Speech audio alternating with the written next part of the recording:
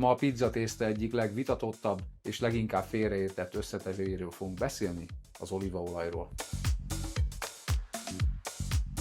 Az olívaolaj is zsiradék, lehetne szó vajról, margarinról, zsírról, de pizzatészta esetében csak erről lesz szó. Először is oszlassunk el egy tévhitet. Sokan azt gondolják, hogy a hozzáadott olaj növeli a tészta ropogóságát, de ez nem igaz, ellenkezőleg lágyítja, de a videó végére tisztába tesszük, hogy miért. Beszéljünk az ízfokozó hatásáról, közvetlenül és közvetve is kifejti ezt. Közvetlenül ugye ez egy ízes olaj, belekerül a tésztába, ezt nem kell tovább magyarázni, közvetve pedig úgy, hogy lipofil hatása van, tehát sütés közben megköti az illékony aromákat. A liszt részecskéit keni, egy nyújthatóbb tésztát kapunk, a gluténszálakra is hatással van, azokat bevonja, nem tudnak erős, hosszú kötéseket alkotni. Nyújtható, puhább tésztát eredményez, de fel szeretném hívni a figyelmeteket, ha a lavasztás elején teszitek hozzá, akkor bevonja ezeket a gluténképző fehérjéket, amelyek kevesebb vizet tudnak megkötni, és így egy nedvesebb, tömörebb tészta lesz a végeredmény.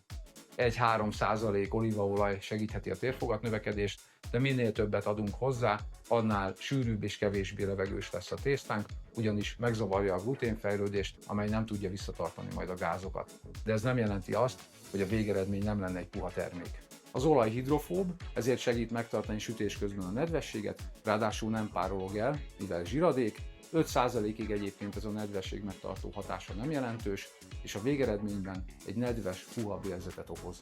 Itt a videó közepén szeretnék nektek mutatni egy nagyon minőségi olívaolajat, amit be tudtok szerezni a Pizzamania webshopból. 3 literes kiszerelés. Egyébként megnéztem az árakat, a 4 betűs multinál az a nagyon keserű, nagyon rossz olaj, akció nélkül olyan 6000-re jön ki egy liter, ez pedig akció nélkül 7000 pár száz forint. Ez egy 3 literes kiszerelés, ki fogjuk bontani, és megmutatom, hogy én itthon hogyan használom. A csomagolás védi az olívaolaj minőségét, csap található rajta, itt pedig perforálva van, vissza lehet helyezni, így nagyon praktikus a használata, de én nem így használom, hanem kis kiöntőbe veszek belőle.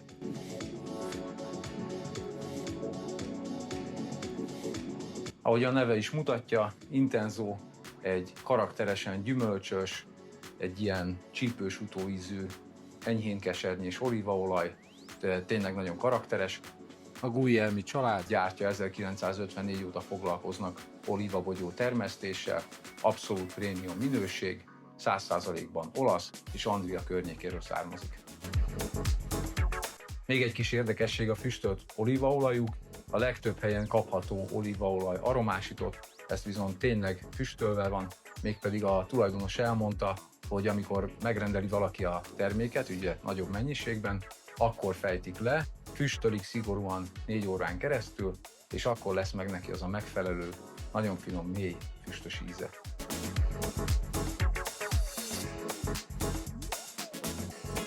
Gondoltam, megmutatom akkor most már így is, és térjünk vissza, folytassuk a videót. Az olívaolaj a késztermékre is hatással van, bevonja a keményítő szemcséket, ezáltal lassítja a kész pizza öregedését és növeli az eltarthatóságot. És még valami, az olaj segíthet megakadályozni, hogy a szószból vagy a feltétekből a nedvesség sütés közben beszívódjon a tésztába. Az olaj nem számít bele a hidratációba, csak a liszt által felszívott és a glutén fejlődéséhez hozzájáruló folyadékokat számítjuk bele. Mire gondolok itt elsősorban? Hát a vízre. Lehetőleg ne a dagasztás elején adjátok hozzá az olívaolajat, hanem akkor, amikor már beépítettétek a szükséges vízmennyiséget. Ez egyébként csak a folyékony zsiradékokra vonatkozik. 1-2%-nyi zsiradék nem befolyásolja jelentősen a gluténképződést. Ez a videó ennyi volt, nagyon szépen köszönjük a figyelmeteket, legközelebb találkozunk, addig pedig pizzázatok sokat, sziasztok!